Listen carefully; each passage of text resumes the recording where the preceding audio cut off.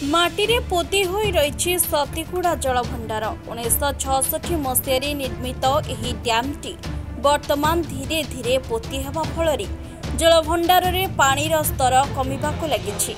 जलभंडार रे पानी सुखिजिबा फल मालकानगिरी सहर में पीवा पानीर समस्या देखा मिलुछि, जहाकु नै एहार पुनरुद्धार पई दाबी करिसेंती स्थानीय लोके। आमर शहर पानी आसुना गुड दिन आइले 8 दिन आसुना पानी पाई असुविधा हो जाउछु। बोरिंग उठतिला बोरिंग उठ तो करा पेला डैम रे पानी नाय बेकार बेकार से बाली सागर बंद मन जाउ कुळैलानी पानी पुना किछि आसुना किछि नाय। हम काम दाम जीवा लोक सकाळ उठिकिना काम जाउछु पानी नाय टिके मिसा आमे बेसी असुविधा हो जाउछु। एटा डैम बंद मन एते पैसा देकिना कुळुचंती बाले एटा डैम गुड कुळैले तो पानी को हमको सब को सुविधा हेतांता हम बेसी असुविधा हो जाउछु पानी पाया। मालकानगिरी जिला सदर महकुमार निकटरे थिबा सतीगुड़ा जलभंडार जहाँकि वर्तमान लोकंको पई एक दर्शनीय स्थान पलटिछि। सूचना अनुसार एही जलभंडारटी प्रकृत में बांग्लादेशरू आसीथिबा शह शह बंगीय शरणार्थ परिवारंकु मालकानगिरी ठारे थैथान कराजिबा समय एमानक चाष जमी रे जल जोगाण उद्देश्य रे सतीगुड़ा जलभंडार निर्माण करा जायथिला। 1966 मसीह तत्कालीन मुख्यमंत्री राजेंद्र नारायण सिंहदेव एही जलभंडार उद्घाटन करथिले। सही समय जलभंडार निर्माण निमंते 17 कोटी टंकारु आरंभ होई 20 कोटी टंकारु ऊर्ध्वकु टंका खर्च होइथिला।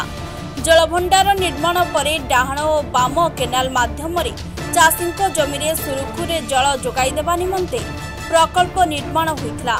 एही जलभंडाररू खरीफ ऋतुरे 9065 हेक्टर चाष जमी को जल जोगाण व्यवस्था रहिथिला।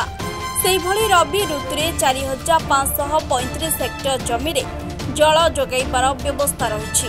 यासह सेही समय रे डीएनके प्रोजेक्ट आरंभ हेबा परे मालकानगिरी सहरे थिबा डीएनके प्रोजेक्ट 400 रु 500 स्टाफ क्वार्टर गुडी को एही जलभंडाररू पानी दिया जायथिला, जहाँकि एबे मालकानगिरी म्युनिसिपालिटीर 5760 घर को प्रतिदिन 6.30 मिलियन लिटर और मालकानगिरी जिला मुख्य चिकित्सालय को प्रतिदिन 2 लाख लिटर पानी सतीगुड़ा जलभंडार जोगाई दिया जायतिबा पीएचडी जेई सूचना दैछंती।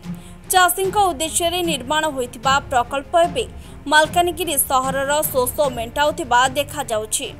हमर सतीगुड़ा जलस्तर जलभंडार जलस्तर बहुत ह्रास होइछि, तल खसी जाइछि, जहा द्वारा कि आमे 6.5 ml लिटर टाउन प्रतिदिन सप्लाई करूथिलु हम 8 घंटा रे, किंतु था हमको बे काठिकर बहुत कष्ट होउछि। ता हमर डिविजन बढ़ाइबा पड़िछि, जहा द्वारा पब्लिक टिकेट समय टाइम रे पानी न पहुंचर टिके खरा मास टिके मुश्किल होछि। एरा समस्या में ऑलरेडी आमे दूर भी कर दैछु। हमर पानी लेवल जो कमी गेला हमर इनटेक पर हमर डेप्थ नथिला पानी स्टोरेज नथिला, हम एक केनाल माध्यम रे आनिलु प्रथमे ता भी हमको सफिशिएंट हेला नै कोन बंध गुडी करी कि फ्लोटिंग बोट रे हमर अबे 4 टे पाखा हमर ओपन वेल लगैछु 30 एचपी रो जोडे हाई डिस्चार्ज रो से पाखर हम स्टोरेज कोला पर पुनी अगेन हम लिफ्ट करछु टाउन जोटे कि हमर असुविधा होउतला ए सेटा हमर असुविधाटा हमर फुलफिल गेला। बहुत कष्ट लागला हमको, ऑल स्टाफ समस्त सहाय्य कले एबे पाखापाखि ठीक नॉर्मल अछि। एही जल जोगाण निमंते सतीगुड़ा जलसेचन विभाग प्रति यूनिट 1 क्यूबिक मीटर पिछा 44 पैसा नेउथिबा पौर परिषद तरफରୁ सूचना मिलिछि। तेबे वर्षा जल उपरे जलभंडार संपूर्ण निर्भर करुथिबा बेले दुर्भाग्यवशतः जदि कम वर्षा हुए तेबे जल जोगाण रे बाधा सृष्टि होथिबा विगत दिन मानकरे देखा दैछि। जदि आवश्यक परिमाण रे वर्षा न हुए तेबे चाष जमी तो दूरर कथा सहर को जल जोगाइबा कष्टकर हेबो बोली बुद्धिजीवी प्रकाश करिसेंती। उक्त जलभंडार रे 208 जन पंजीकृत मत्स्यजीवी जलभंडाररू माछ धरी जीविका निर्वाह करती। अन्य दिगरे वन विभाग तरफରୁ स्वतंत्र भावे पर्यटन स्थली निर्माण करा जायछि, जहा अंचलवासी को आकृष्ट करुछि। तेबे जल भंडार वर्तमान माटी पोती हो जाइथिबारु आगामी दिन में चाषी और सहरवासी जल जोगाण प्रकल्प को पुनरुद्धार करानगले जल संकट उग्र रूप धारण करिब बोली साधारण मत प्रकाश पाइछि। एणु एही जलभंडारर पुनरुद्धार पई एक टीम गठन करी याकु भल भाबे अनुध्यान करिबा पई बुद्धिजीवी अशोक कुमार पट्टनायक कहिसेंती। सतीगुड़ा जलभंडार परिस्थिति बड़ दयनीय अवस्था को गलानी। सतीगुड़ा जलभंडार जो उद्देश्य रे तैयारी होइथिला, गोटे पटे आर दुईटी केनाल, गोटे पटे राइट गोटे पटे लेफ्ट। राइट केनाल 31 किलोमीटर व्यापक एरिया को जल जोगाउथला।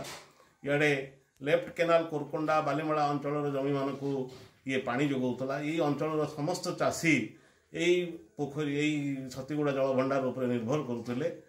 ये 400 ऊर्ध्व मत्स्यजीवी मान को ये लाइसेंस दिखाई। किछि बंगीय मत्स्यजीवी मान को ये थैथान भी कराई से परिवार पोषापी।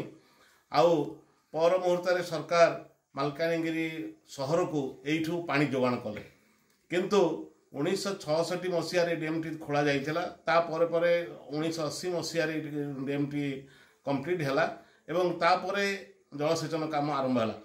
या प्राय 44 वर्ष भितर यही आर कौन पुनरुद्धार कौन स्टेप आज पर्यटन सरकार नहीं नहांती, जो सबु आडू माटी भर्ती है।